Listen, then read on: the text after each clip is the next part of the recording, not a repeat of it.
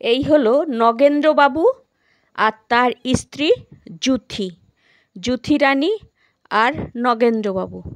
এরা দুজন স্বামী স্ত্রী। নাগেন্দ্রবাবু রেলে চাকরি করতেন। বিভিন্ন জায়গায় রেলের চাকরির সূত্রে বিভিন্ন জায়গায় তাকে যেতে হতো। সঙ্গে যুথি রানীকেও নিয়ে যেতেন। যেখানে যেতেন উনি ট্রান্সফার হয়ে, সেখানেই যুথি রানী ওনার সঙ্গে যেত। দুজনেই একসঙ্গে যেতে যেতে একদিন একটা গ্রামে ওদের ট্রান্সফার হয়েছে। গ্রামটার নাম হচ্ছে বিক্রমপুর। বিক্রমপুর খুব ভালো লাগে যুথি রানীর আর নগেন্দ্রবাবুর, গ্রামটাকে খুব ভালো লাগে। সেখানেই নগেন্দ্রবাবু প্রচুর জমি কিনে ফেলেন।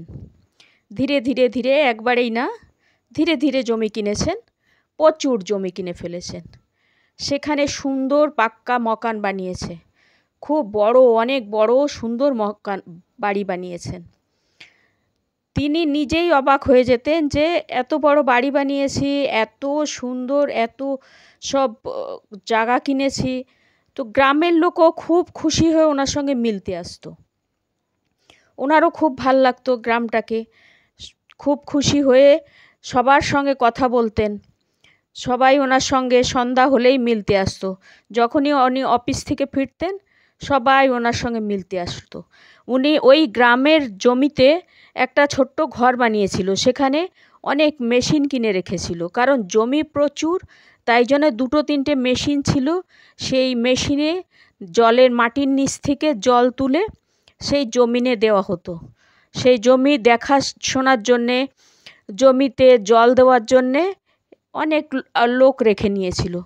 তো বিভিন্ন লোক ওই জমির মেশিন দেখতো, কিছু লোক গরুও অনেক পুষেছিল।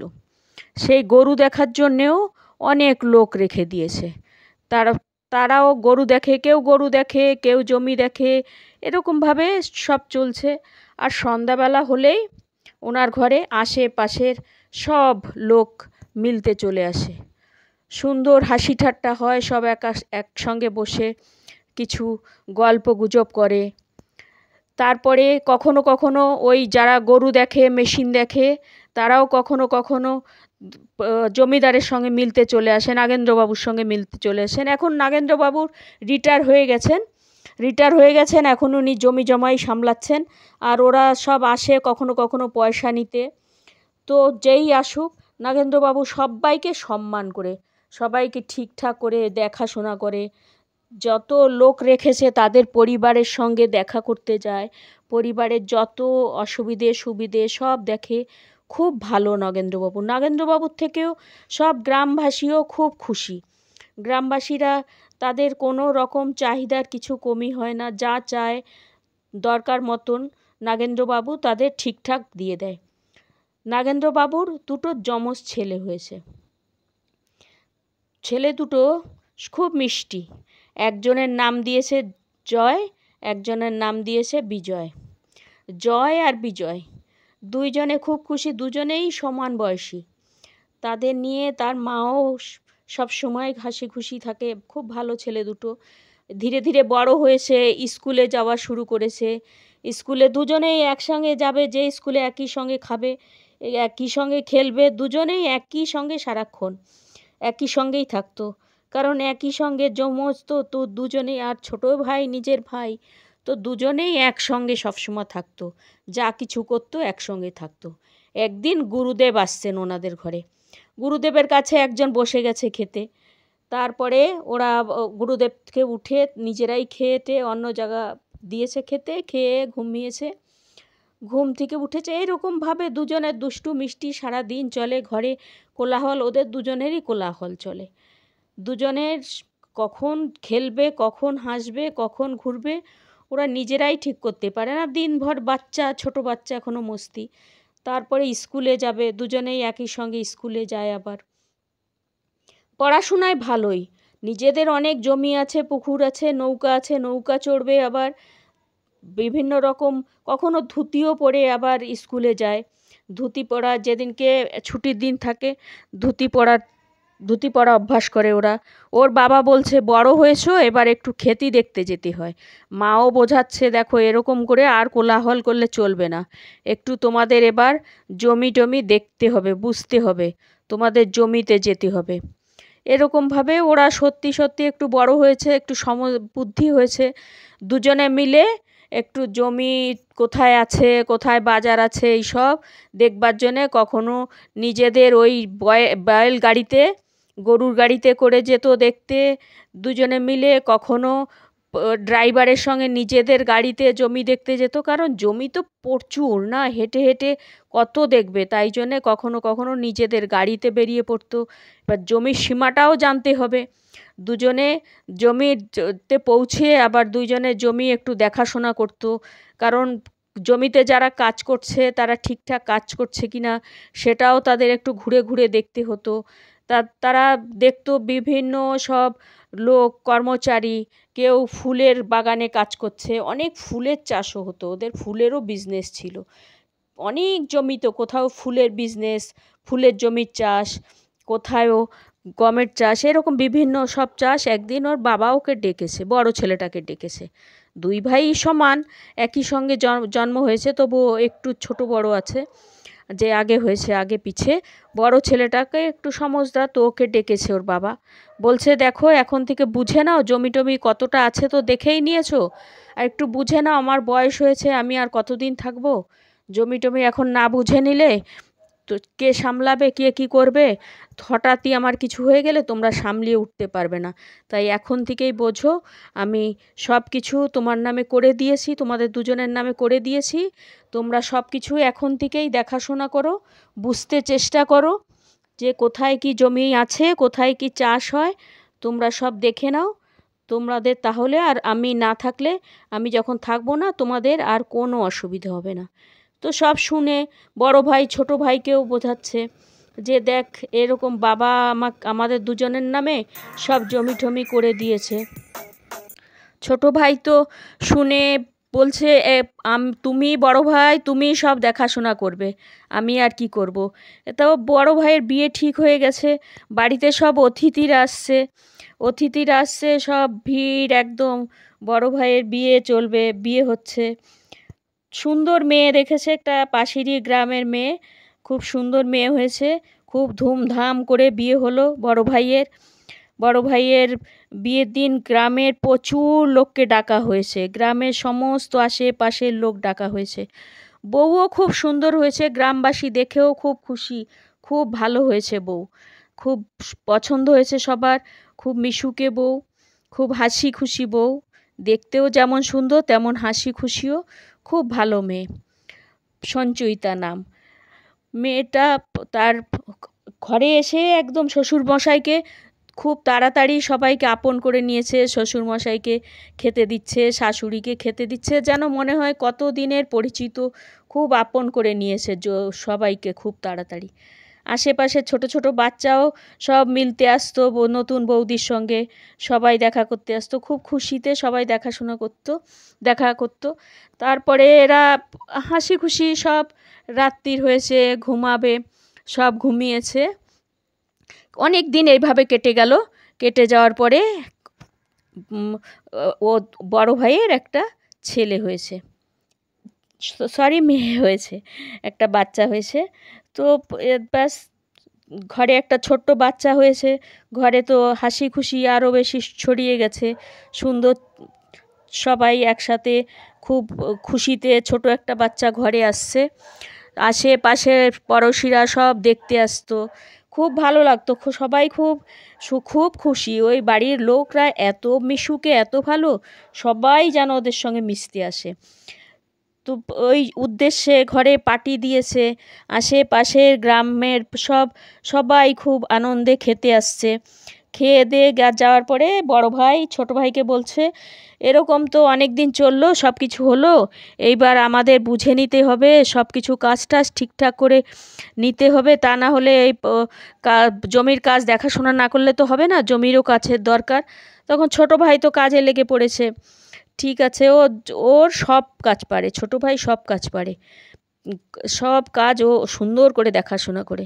ওর বাবা মাও খুব খুশি হয়েছে, বয়স হয়ে গেছে বাবা মার, ছেলে দুটো বড় হয়ে গেছে, একজনার বিয়ে হয়ে গেল।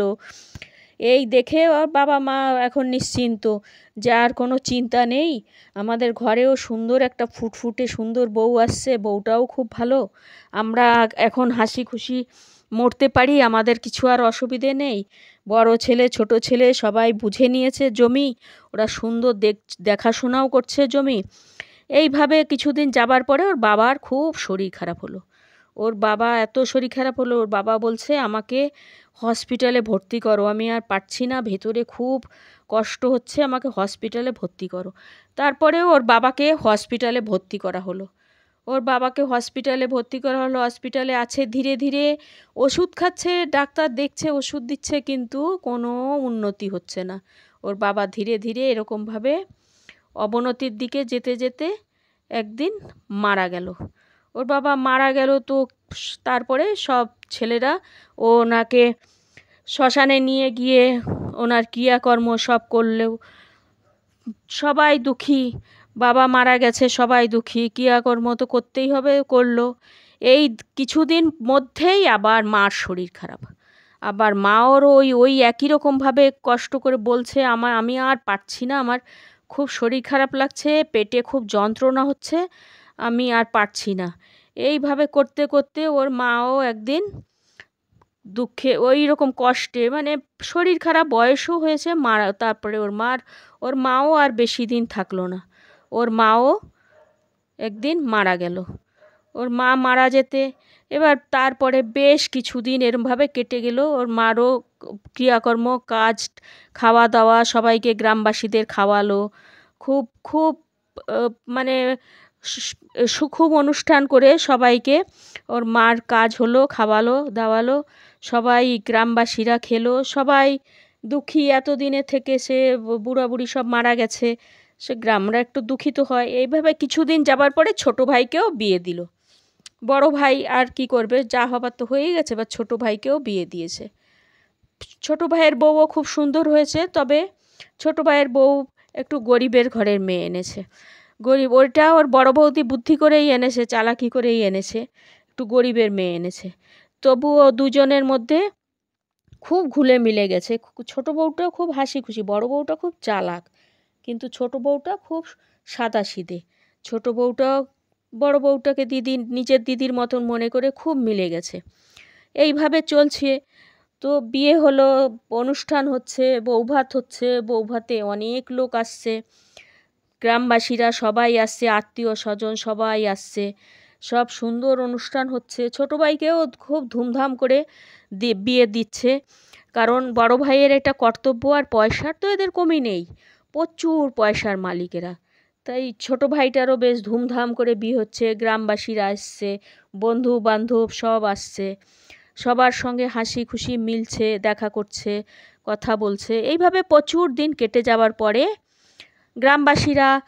গ্রামবাসীদের ওই বাবা মায়ের মতনই একদম গ্রামবাসীদেরও দুই ভাই খুব ভালো দেখাশোনা করে, যারা ওদের জমিতে কাজ করে সবাইকে ভালো করে দেখাশোনা করে, সবাইকে সব কিছু দেয়।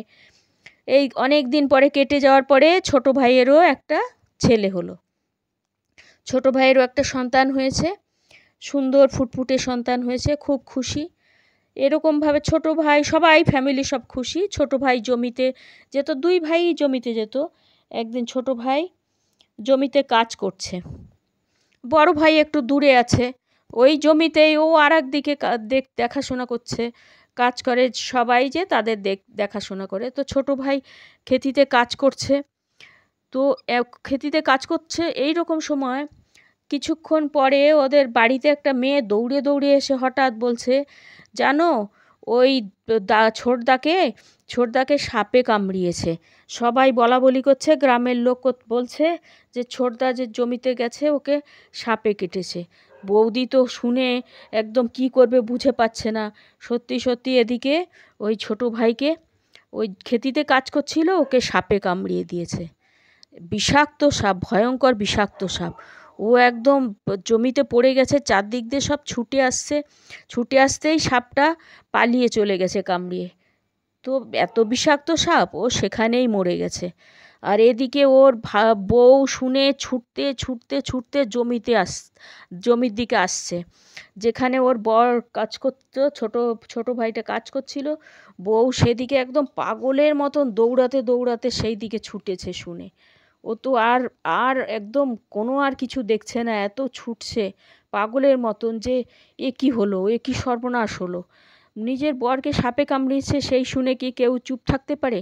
ছুটে এসে দেখছে চারদিকে ভিড়ই ভিড়, সবাই ঘিরে রেখেছে, ভিড় চারদিকে ভিড় লেগে আছে।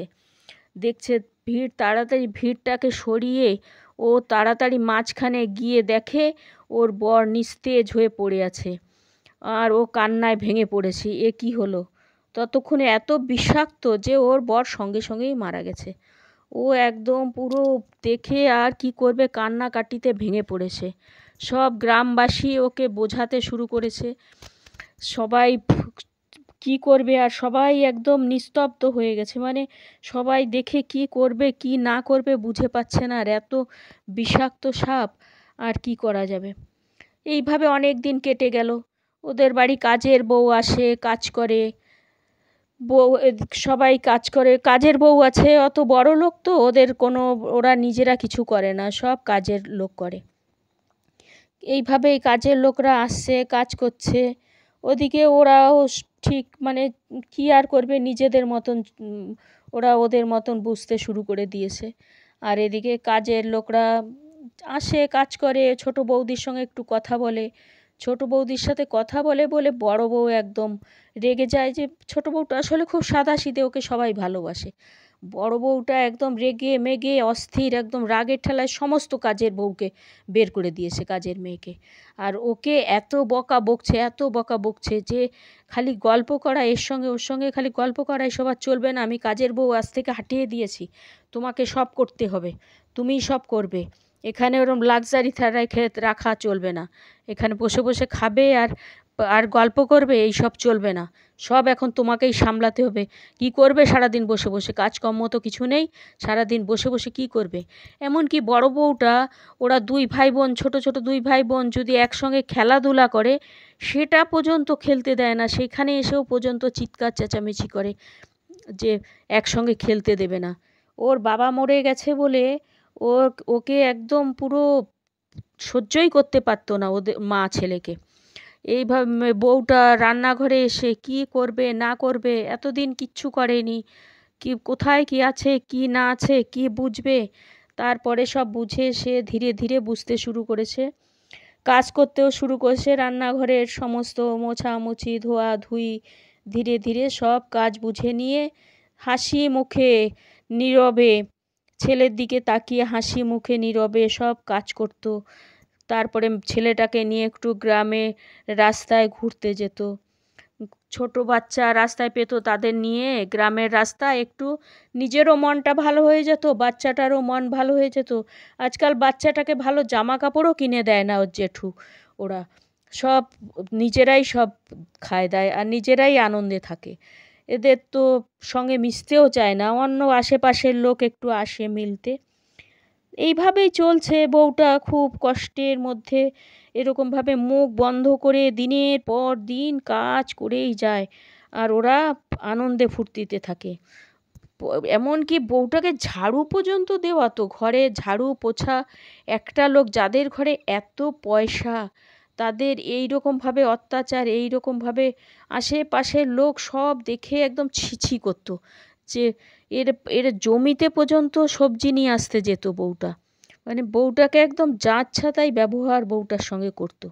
বউটা দুঃখী হয়ে কখনো পাশের বাড়িতে গিয়ে বসে গল্প করতো, সেটাও বড় বউয়ের সহ্য হতো না। কখনো কখনো ওকে খুব বকাবকি করতো, তখন বউটা আবার চুপচাপ নিজেদের বাগানেই একা একা বসে থাকতো। বড় বউটা আবার ফলোও করতো, লুকিয়ে লুকিয়ে ফলো করতো কোথায় যায়, দেখতো আশেপাশের লোক ওর সঙ্গে সবাই কথা বলতে আসে, দেখলেই ওকে বকাঝকা করে তাদের তাড়িয়ে দিত। ওর একা একা বসে থাকতো, কখনো গাছের নিচে, কখনো এখানে সেখানে একা একা বসে থাকতো, আর বাকি সময় কাজ করতো। যেন কারোর সঙ্গে মেশাটা ওর পাপ। এমনকি বড় জেঠু ছেলেটাকেও বকতো, ছেলে ঘরে ঢুকলেই বকতো। ওর মা ওকে আদর ঠাদর করতো, জানে ওর মা জানে আমি ছাড়া কেউ নেই, আদর করতো, খাওয়াতো। কখনো পাশের মেয়েরা এসে ওর মার সঙ্গে একটু গল্প করতো ওই ছোটো বউটার সঙ্গে। ছোটো বউটা ভীষণ হাসি খুশি ছিল, খুব ভালো। এরকমভাবে আশেপাশের লোকরা কথা বললেও বড় বউয়ের এত মানে রাগ হয়ে যেত, খুব অত্যাচার করতো। বেচারিকে এত অত্যাচার করতো, ও আর সামলাতে পারতো না। এমনকি ওকে কখনো কখনো ক্ষেতিতেও কাজ করতে যেতে হতো। সেই বাসন ধোয়া, ঘর মোছা, রান্না করা, গাছের ফুল তোলা, গাছে জল দেওয়া, সমস্ত কিছু করেও ওকে কখনো কখনো গমের ক্ষেতিতে যেতে হতো। সেই সবার জন্যে খাবার, জেঠু যেত, ভাসুরের খাবার নিয়ে যেত। এইভাবে একদিন হঠাৎ দেখে ওই জমির মধ্যেই কীরকম অবস্থাতে ছোটো বউটা পড়ে আছে, ওখানেই সে মরে গেছে। তার কাপড়, শাড়ি, জামা কাপড় ছেঁড়া ফাটা, গায়ে রক্তাক্ত, করুণ অবস্থা তার, খুব করুণ অবস্থা। গ্রামবাসী তো ভাবতেই পারছে না এটা কী করে হলো, কী করে সম্ভব, ওর সঙ্গে কী হয়েছে। কেউ বুঝে পাচ্ছে না যে ওর সঙ্গে কী হয়েছে এমন, যে এরকমভাবে ওর জঘন্যভাবে মৃত্যু হলো, কী কষ্টে তার মৃত্যু হলো। দেখা যায় না তার ছেলেটার যে কী দশা হবে এইবার। তার মাও থাকলো না, মারও এইরকমভাবে, কীভাবে যে কেন এইরকমভাবে মৃত্যু হলো, কে তার এত শত্রু ছিল যে এরকম ভয়ঙ্কর মৃত্যুদণ্ড দিল তাকে। হয়তো বা কী জানি, গরিবদের এরকমই হয়, যাদের কেউ থাকে না তাদের মনে হয় এরকমই, ভগবান তাদেরও দেখতে পায় না, ভগবান সব বড়লোকদেরই দেখতে পায়। দুঃখী মায়ের গল্প। এইভাবে দুঃখী